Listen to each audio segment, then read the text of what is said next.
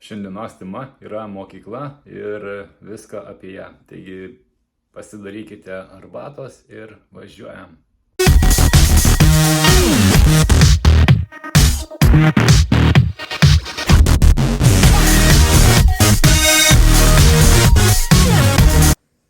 Sveiki visi, taigi šiandien pakalbėsime apie mokyklą.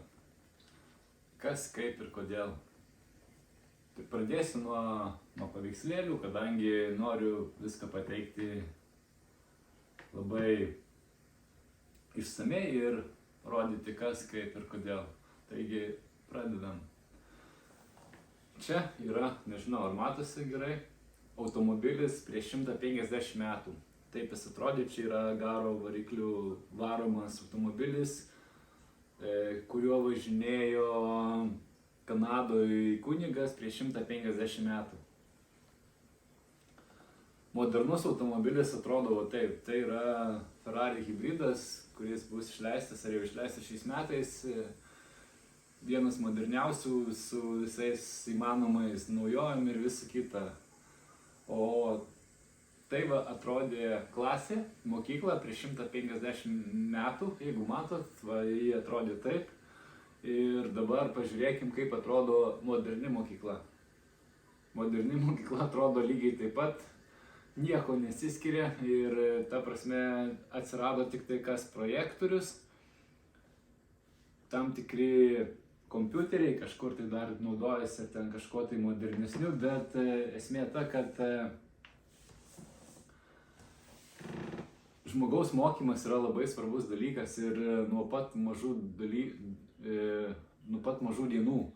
Ir jeigu mes imsime darželius, tai darželiuose, sakykime, esu šiek tiek susidūręs ir dabar laikais, tai darželiai nepasikeitė nieko, nors ten kaip ir keisti galbūt labai ir nereikėtų, galbūt tik tai šiok kitokią metodiką, nes vis tiek maži vaikai, juos reikia supažindinti su raidėm, su skaičiavimais, su visais tokiais, su tvarka, kaip susitvarkyti, kaip pasidaryti tuos dalykus, viskas čia gerai, viskas ten, bent jau darželiuose, kuriuose esu buvęs, tikrai yra faina, gražu ir viskas atrodo labai gerai, bet jeigu matėte mokyklose nepasikeitė niekas, nei metodika, nei dar kažkas, tai nei išdėstymas, nei viskas, jeigu viskas prieš 150 metų evoliucionavo taip, per 150 metų evoliucionavo taip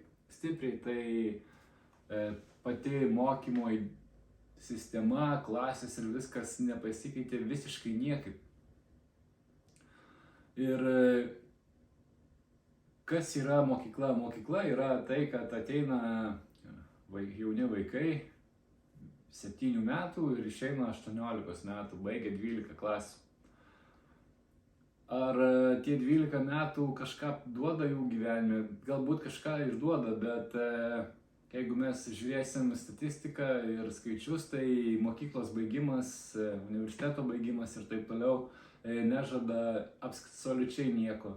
Jeigu mes pasižiūrėsim didžiausias verslo mokyklų dėstytojas ar ten ekonomikos, visa kita dėstytojai yra patys nepasiturintys žmonės, nes teorija nereiškia nieko. O dažniausiai gyvenimą jums praverčia ne teorija, tą, ką kalate mokyklose, o duoda praktiką, kai jūs bandot pritaikyti realiai viską. Bandžiau ir aš daug kažką pritaikyti tas žinias iš mokyklos, bet nežinau, nebent jūsų pašaukimas yra mokytojas ir tada taip, bet man asmeniškai mokykloje aš norėdavau sužinoti viskas, kas, kaip, kodėl, kaip ką, ir man tai būdavo mokytojai sudindavo tiesiog, nes norėdavo pasirodyti, kad jie viršesni, kad tu čia nieko neišmanai, kad tu durnas, kad jie yra labai faini, mėly ir protingi, jie viską išmano, o tu esi durnas ir viską, nors 45 minutės mokykloje, aišku, tai yra nedaug, bet pats žiauriausias dalykas, kas būdavo mokykloje, tai namų darbai. Namų darbai yra pati šūdiniausia mokyklos dalis, nes jeigu žmogus dirbantis mokytų tavęs neišmoko per 45 minutės, sakykime, čia abstrakčiai, jeigu neišmoko tavęs per pamokas ir tau duoda daryti viską namuose, namų darbus, kad tu mokintumėsi pats, ar kas dažniausia būna, tai sėdi su tėvais ir daro vaikai tos namų darbus. Tėvai, sakykime, pareina iš mokyklos pavargę, vaikai iš mokyklos pavargę ir tėvai iš darbų pavargę pareina ir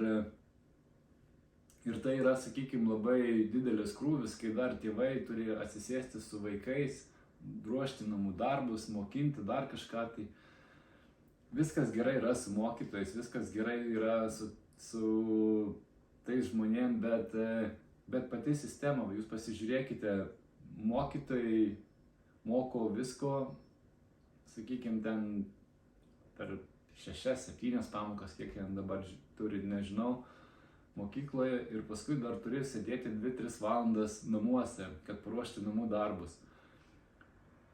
Aš nesakau apie tuos vaikus, kur neturi galimybės sportuoti, bet paimkim, kokie būtų visai kitokie ir sporto rezultatai, ar, sakykime, būreliuose, ar dar kažkas, tai ar ten ir tos mechanikų, ten visokių ten modelių, konstravimų, visokių kitokių būreliuose, jeigu vaikai galėtų po pamokų susikoncentruoti į būrelius, o ne ruošti pamokas ir prarasti didelį galimybę kažką tai lankyti, kažkur sportuoti, nes gaunasi, kad tu pastoviai didelis ritmas, neįsimiegojęs.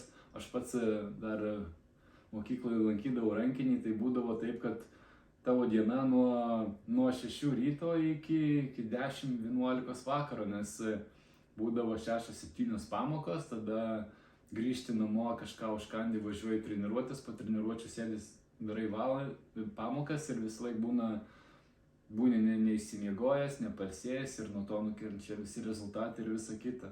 Tai gal būtų laikas evoliucionuoti, kaip evoliucionavo ne tik mašinos, ne tik visi daiktai, telefonai ir visa kita, kaip visas pasaulis pasikeitė, galbūt laikas būtų atkreipti dėmesį ir į mokymo sistemą, nes jinai yra tokia, aš sakyčiau, nevykusi, kuri galbūt anksčiau, kai buvo bumas tų ruošiamų darbuotojų fabrikams, visiems kitiems tokiems industriniams dalykams, o dabar, kai viskas pasikeitė ir mes einam daugiau į skaitmeninį pasaulį, kad daugiau būtų galimybių vaikams kažką tai siekti, kažko tam pačiam sporte, tam pačiam, nežinau, būrelį, piešime, dailiai, šokiuose ir galėtume atiduoti vaikus ir atsiduoti, būdami vaikai, kažkam tai ateičiai, ruoštis ateičiai tiek su sportu, tiek su kažkokiais būreliais, su kažkokia veikla ir nebūtume taip žlugdomi mokytojų, kurie